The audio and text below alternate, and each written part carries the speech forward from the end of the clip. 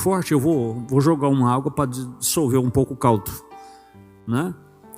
Aí se você vai ali para a carta aos Romanos, creio que capítulo 14 ou capítulo, algo assim, quando ele fala ali para suportar os fracos, ele diz: quem és tu que julga o servo alheio? Se ele está de pé ou cai, é para o Senhor seu Deus, que será forte para o firmar. Então, quem sou eu, quem é você, para definir essas coisas ou para... A questão, meus irmãos, aí diz assim, mas aí, porque... Não, irmão, eu volto a repetir, o negócio é ser manga, né? Se você ser manga, é assunto encerrado. Se você é um eleito, mas como é que vai provar que é eleito? Que eu não estou te falando. Se Deus quer que vai ser provado, Deus vai plantar esse caroço. E você pode ter certeza que vai produzir o que a Bíblia diz que deveria produzir. Entende? Mas não é porque uma vaca pisou em cima do caroço que ele vai deixar de ser manga agora. Satanás deu uma pisada em cima de Davi lá que custou caro para ele aquilo, mas ele não deixou de ser manga. Ele nasceu, cresceu e produziu. Oh, louvado seja Deus. Então, mas o nosso tema não é esse, não é? Só para os irmãos entender que não há dignidade em nós. Dignidade zero. A nossa dignidade vem de Deus. Não tinha ninguém digno, na visão de João aqui, nem sequer de olhar para o livro da redenção, e nem de ler, nem de olhar, nem de desatar o selo, nem em cima no céu, nem embaixo na terra. Não havia dignidade. Como eu postei no status hoje cedo, se você às vezes se sente um pouco importante, eu sei que isso às vezes se torna um pouco enfadonho, né? Tem uma pessoa que chegou a me dizer, mas por que gosta tanto de falar da morte? Eu me identifico com a morte. Quase todo dia eu penso nela. Bom, segundo como é que fala aí a astrologia, diz que os escorpianos diz que tem um pouco de pavor da morte, né? Mas eu não tenho mais medo dela. Mas eu gosto de refletir sobre ela. Compreende? Sempre quando eu estou assim com a mente meia, eu fico pensando, e na hora do apagão? Como é que deve ser essa experiência? Você não pensa nisso? Passe a pensar, né? Como será isso? Como é que vai acontecer?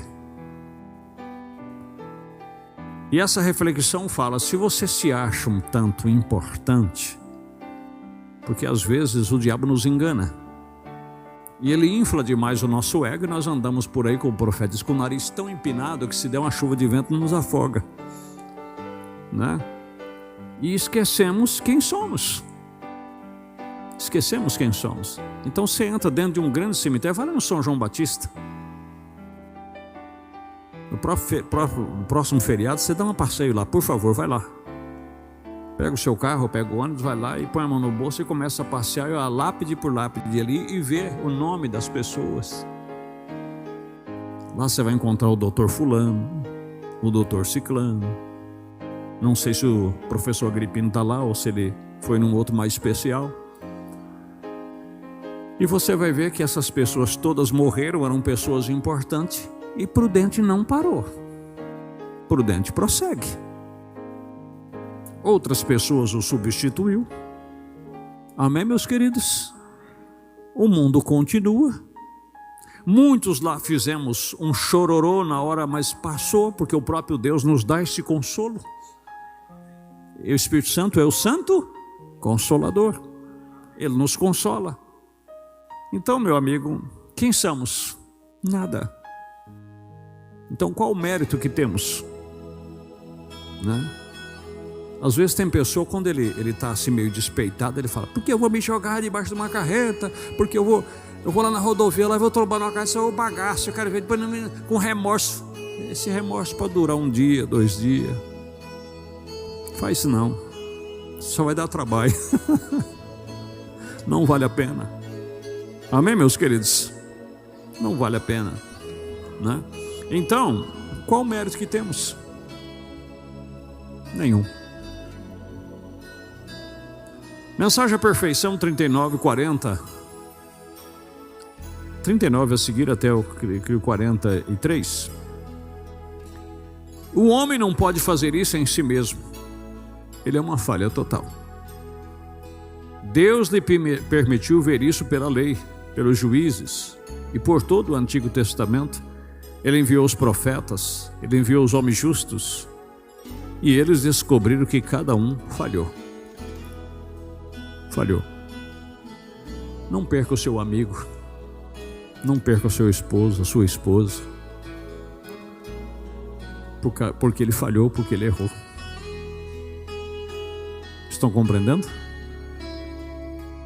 Não tem como não errar, não tem como não falhar, mas anime-o a consertar o seu erro, a consertar a sua falha e prosseguir adiante. Não desanime com o seu irmão se você sabe que ele está passando um momento difícil, que ele está em erro, em falha. O profeta diz na mensagem, Ônus ao lado de Jesus, parágrafo 130, ele não precisa que ninguém jogue mais uma pá de terra em cima dele. A atitude cristã é dar a mão e dizer: sai daí, meu irmão, estou junto com você, vamos juntos orar, vamos sair daí. Amém, meus queridos? Então, não tem como você conviver com um ser humano e ele não errar. Eu mudei muito a minha reputação de uma temporada para cá, já tem alguns anos. Eu mudei demais. E preciso mudar mais e mais ainda. Mas você sabe o que isso faz? É a idade. A idade nos beneficia com muitas coisas. Na mensagem Presumindo, o profeta diz que logo quando ele começou no Evangelho, ele diz que quando ele sabia que um companheiro tinha falhado, ele já dizia assim: não deveria nem ter começado. Ele diz: agora que eu estou perto dos 50 naquela época, ele diz: agora o cobertor ficou mais largo. Quando eu vejo alguém que está com dificuldade, eu estendo o cobertor até ele e digo: venha para cá, meu irmão, vamos nos aquecer junto. Amém, meus queridos? Esta é a condição. Não existe crédito, não existe, vamos dizer assim, mérito em nenhum ser humano. Suportai, a Bíblia diz, as faltas uns dos outros e orai uns pelos outros. Seja mais misericordioso com as pessoas de dentro da sua casa, que é o que nós temos mais impaciência, né? Olhe para o seu filho com misericórdia, olhe para a sua filha com misericórdia, olhe para o seu esposo com misericórdia, para a sua esposa com misericórdia, porque senão não tem como você conviver. Você vai sofrer um infarte, ou vai infartar as pessoas, e depois você mesmo vai se ver caindo num erro igual ou semelhante. Não compensa. Amém, meus queridos? Não há dignidade em nós.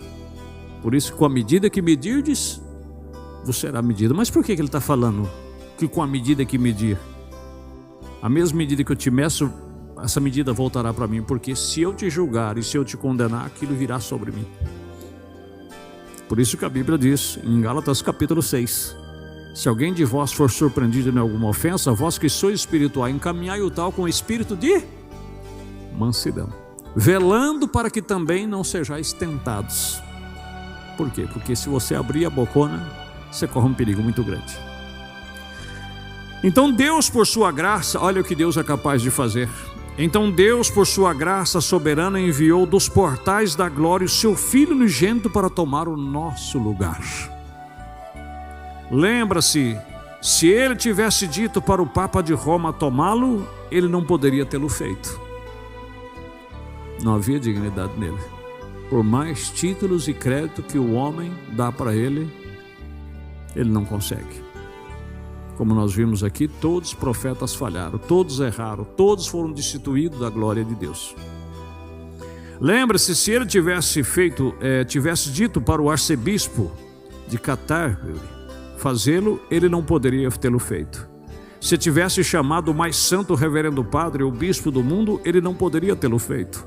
Ele teria sido tão rejeitado quanto Judas Iscariote. Ele não poderia fazê-lo, porque nasceu em pecado, foi formado em iniquidade, veio ao mundo falando mentiras e precisava de expiação para si. Aleluia. Mas houve um que veio dos portais da glória, nenhum outro, não um homem, não um bom homem, tampouco um judeu ou gentil, ele não era nada menos do que o Deus Todo-Poderoso escondido em carne humana. Ele mesmo veio para oferecer o seu próprio sangue, pois ele não veio pelo sexo. Sexo não teve nada a ver com isso, mas ele fez sombra sobre uma virgem e produziu de uma célula de sangue que ele próprio criou, o inocente.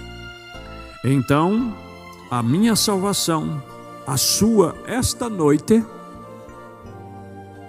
não depende dos méritos de nossas próprias ações. Compreende? Porque a vida quem dá é Deus. A predestinação quem deu foi Deus. Um pé de manga não produz manga pelos seus próprios méritos. Ela vai ter que chupar da terra a água, vai ter que chupar os nutrientes, cálcio, potássio, tudo que precisa para ela poder produzir, porque se não tiver também ela não produz. E o próprio Deus vai ter que reger a vida daquela árvore, para que então ela possa crescer e produzir. Eu plantei, Apolo regou, mas Deus deu o crescimento. Então nenhum cristão, se você hoje produz frutos dignos, louve a Deus. Se você mentia, hoje não tem mais prazer em mentir, louve a Deus. Se você antes roubava, hoje não tem mais prazer no roubo, louve a Deus.